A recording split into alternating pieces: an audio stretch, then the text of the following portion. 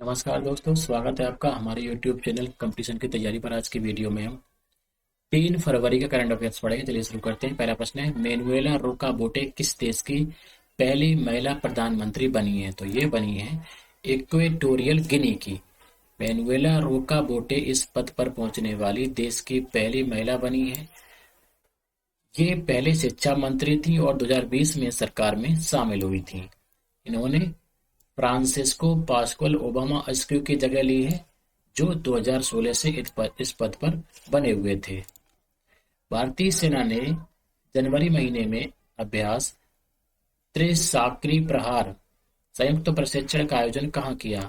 तो ये किया उत्तरी बंगाल में, और ये आयोजन 21 जनवरी से 31 जनवरी तक किया गया।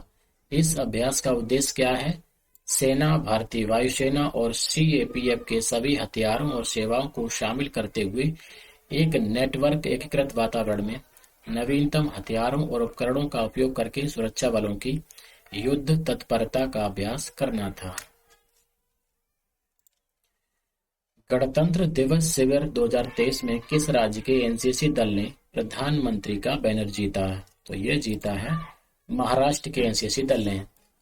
महाराष्ट्र के राष्ट्रीय कैडेट कोर के दल ने गणतंत्र दिवस शिविर 2023 में प्रधानमंत्री का बैनर जीता है। एनसीसी महाराष्ट्र निदेशालय ने कुल मिलाकर 19 बार और लगातार 2 सालों के लिए आरडीसी बैनर प्रतियोगिता जीती है।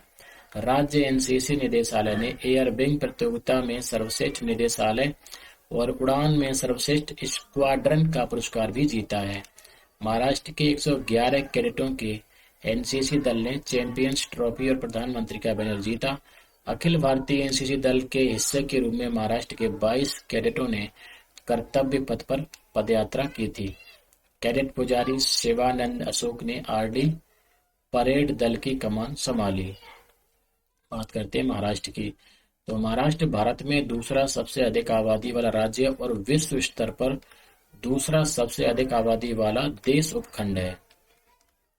यह 6 मंडलों और 36 जिलों में विभाजित है। इसमें 4 यूनेस्को विश्व धरोहर स्थल भी हैं: अजंता, एलोरा और एलिफेंटा गुफाएं और Chhatrapati Shivaji Maharaj terminal.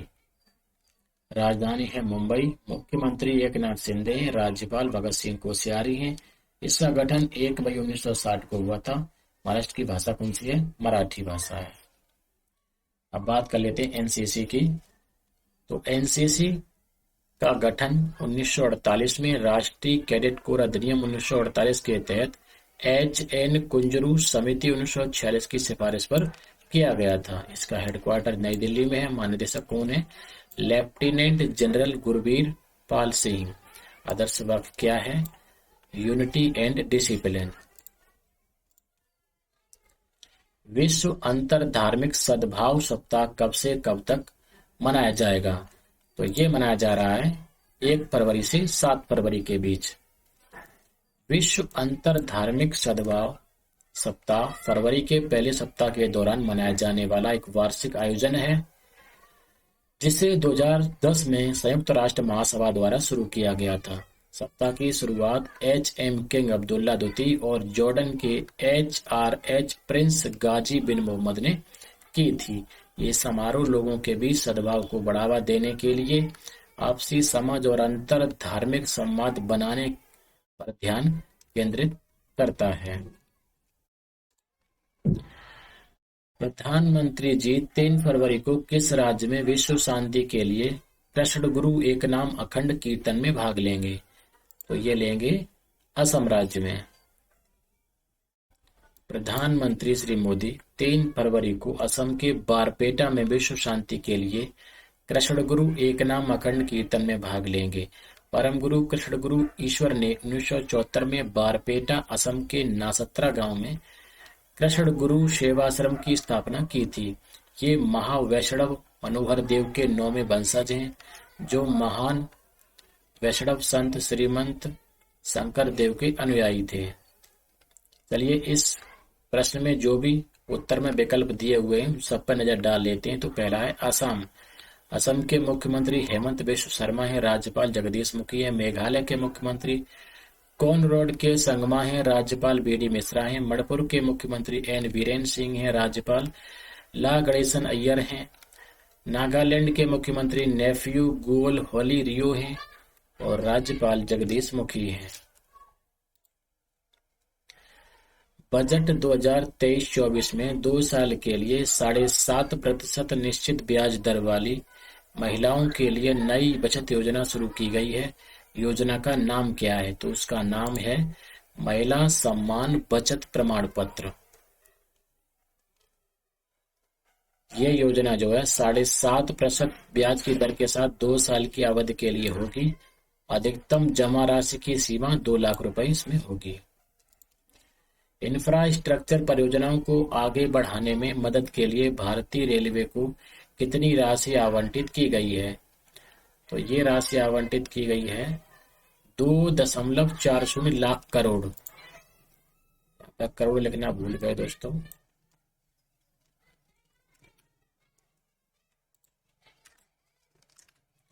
2.40 lakh crore.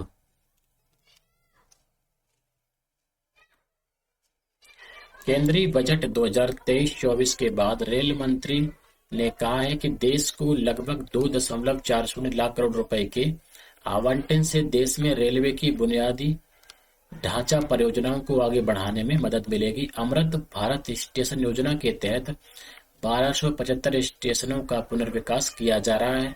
Mumbai Ahmedabad bullet train समेत कई प्रोजेक्ट्स पर इस वक्त काम चल रहा है और देश में दिसंबर 2023 तक हाइड्रोजन से चलने वाली पैसेंजर ट्रेनें भी होंगी। अगला प्रश्न है, अंतर्राष्ट्रीय मुद्रा कोष ने 31 जनवरी को किस देश के लिए कुल 4.7 बिलियन अमेरिकी डॉलर के ऋण को मंजूरी दी है? तो ये ऋण दिया गया है बांग्लादेश को। आईएमएफ ने 31 जनवरी को बांग्लादेश के लिए कुल 4.7 बिलियन अमेरिकी डॉलर के ऋण को मंजूरी दी है।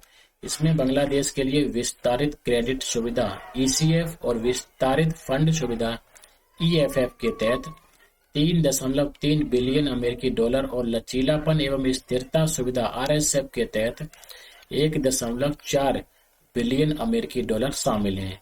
आरएसएफ के तहत वित्त पोषण प्राप्त करने वाला बांग्लादेश एशिया का पहला देश है। बांग्लादेश की आर्थिक नीतियों का समर्थन करने के लिए 42 महीने की अवधि में बांग्लादेश को फंड वितरित किया जाएगा। ईसीएफ और ईएफएफ के अनुमोदन से देश को 476 मिलियन अमेरिकी डॉलर का तत्काल संवितरण संभव हो जाता है। चलिए बात कर लेते हैं बांग्लादेश की। राजधानी है ढाका, मुद्रा है बांग्लादेशी टका, प्रधानमंत्री शेख हसीना जी हैं, राष्ट्रपति मोहम्मद अब्दुल हमीद हैं।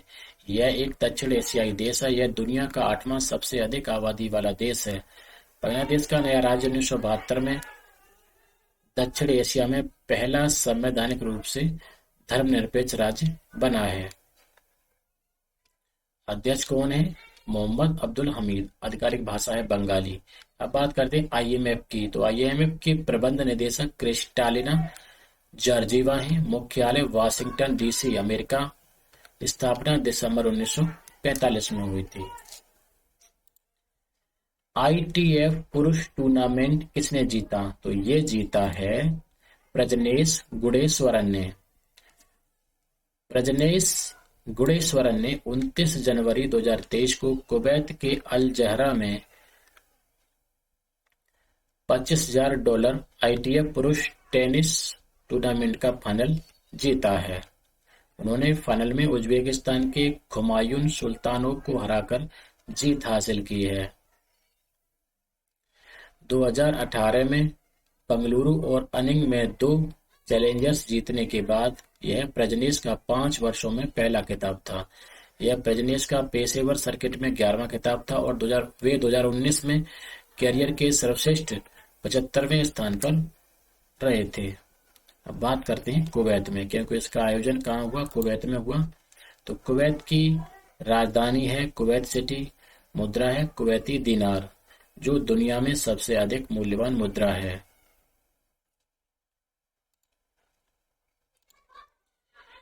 विश्व आर्द्रभूमि दिवस कब मनाया जाता है? तो ये मनाया जाता है 2 फरवरी को।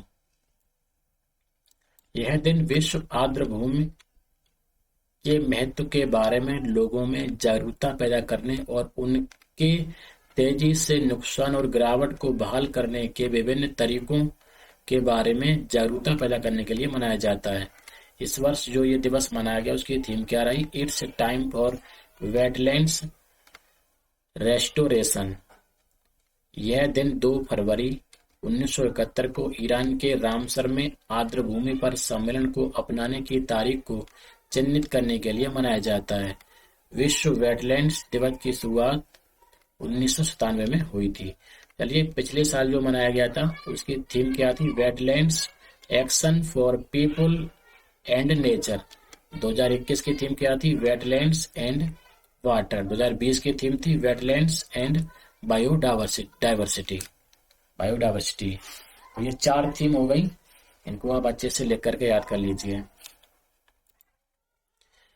यूएई के उपराष्ट्रपति राशिद अल मकतूम ने अल मिनहाल का नाम बदलकर क्या रख दिया है? तो उसका नाम बदल करके रख दिया है हिंद शहर। संयुक्त अरब अमीरात के उपराष्ट्रपति और प्रधानमंत्री शेख मोहम्मद बिन राशिद अल मकतूम ने जनवरी में अल मिनहाल जिले और इसके आसपास के क्षेत्रों का नाम बदलकर हिंद शहर कर दिया। शहर को 4 क्षेत्रों में विभाजित किया गया है और यह 83.9 किलोमीटर के क्षेत्र में फैला हुआ है। हिंद शहर में अमीरात रोड, दुबई अल एन रोड और जेबेल अली लेहबाब रोड सहित प्रमुख सड़कें होंगी। बात करते हैं यूएई की, तो इसकी राजधानी है अबू धाबी, मुद्रा है संयुक्त अरब अमीरात दिरहम, जनसंख्या 93.7 लाख। संयुक्त अरब अमीरात पश्चिमी एशिया का एक देश है। यह अरब प्रायद्वीप के पूर्वी छोर पर स्थित है और ओमान और सऊदी अरब के साथ सीमाओं और कतर और ईरान के साथ समुद्री सीमाओं को साझा करता है। इसका प्राकृतिक गैस भंडार दुनिया का 6वां और 7वां सबसे बड़ा प्राकृतिक गैस भंडार है। राष्ट्रपति कौन है? मोहम्मद बिन जायद अल नाहियान। नई दिल्ली में विजिट इंडिया ईयर 2023 पहल किसने शुरू की और इसके लोगों का भी अनावरण किया? तो ये किया जी किशन रेड्डी ने। केंद्रीय पर्यटन मंत्री जी किशन रेड्डी ने 31 जनवरी को नई दिल्ली में विजिट इंडिया ईयर 2023 पहल की शुरुआत की और इसके लोगों का अनावरण किया। पर्यटन मंत्री ने अभियान के लोगों का अनावरण किया जो नमस्ते की छवि से प्रेरित है। अभियान का उद्देश्य भारत, जो वर्तमान में G20 की अध्यक्षता कर रहा है, इसमें यात्रा को प्रोत्साहित करना है। यह पर्यटन मंत्रालय की एक पहल है। इस वर्ष 1 लाख से अधिक विदेशी प्रतिनिधि भारत का दौरा करेंगे और इन्हें स्मारकों और त्योहारों सहित भारत की संस्कृति के सभी पहलुओं का प्रदर्शन किया जाएगा। भारत की G20 अध्यक्षता के तहत 400 से अधिक घरेलू और अंतर्राष्ट्रीय प्रतिभागियों के लिए G20 साइबर सुरक्षा अभ्यास और ड्रिल का उद्घाटन किसने किया? तो ये किया अलकेश कुमार शर्मा ने।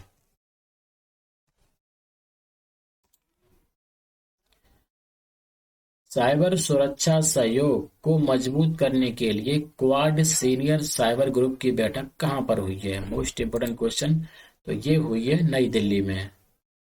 साइबर सुरक्षा सहयोग को मजबूत करने के लिए क्वाड सीनियर साइबर ग्रुप की बैठक नई दिल्ली में हुई। बैठक के दौरान प्रतिभागियों ने खतरे की जानकारी साझा करने, डिजिटल रूप से सक्षम उत्पादों और सेवाओं के लिए आपूर्ति श्रृंखलाओं में संभावित जोखिमों की पहचान करने और मूल्यांकन करने और आधारभूत सॉफ्टवेयर सुरक्षा आवश्यकताओं को संरेखित करने पर चर्चा की। समूह ने क्वाड सदस्यों के लिए और भारत प्रशांत क्षेत्र में भागीदारों के लिए साइबर सुरक्षा क्षमता निर्माण पर चर्चा की। इस समूह ने चर्चा की कि कैसे क्वाड सदस्य साइबर घटनाओं को रोक सकते हैं और सुरक्षा के लिए राष्ट्रीय और अंतर्राष्ट्रीय क्षमताओं को तैयार करने के साथ साथ ऐसी साइबर घटनाओं की प्रतिक्रिया भी दे सकते हैं। बात करते हैं क्वाड की। इंडो पैसिफिक क्वाड्रिलेटरल डायलॉग या क्वाड जो है ऑस्ट्रेलिया, भारत, जापान और अमेरिका के बीच बहुपक्षीय संवाद है। यानी इसमें कौन कौन से देश आते हैं? ऑस्ट्रेलिया, भारत, जापान और अमेरिका। इस संवाद की शुरुआत 2007 में जापान के प्रधानमंत्री शिंजो आबे ने की थी। मनीला में 2017 में आसियान शिखर सम्मेलन के दौरान सभी चारों पूर्व सदस्य जो है वो चतुर्भुज गठबंधन को पुनर्जीवित करने पर सहमत हुए थे। 2021 में इसने पहली क्वाड प्लस बैठक आयोजित की, जिसमें दक्षिण कोरिया, न्यूजीलैंड और वियतनाम शामिल थे। दोस्तों, ये थे आज के करंट अफेयर के प्रश्न। आज की वीडियो में इतना ही। वीडियो कैसी लगी, आपके सुझाव आमंत्रित हैं। जय हिंद, जय भारत।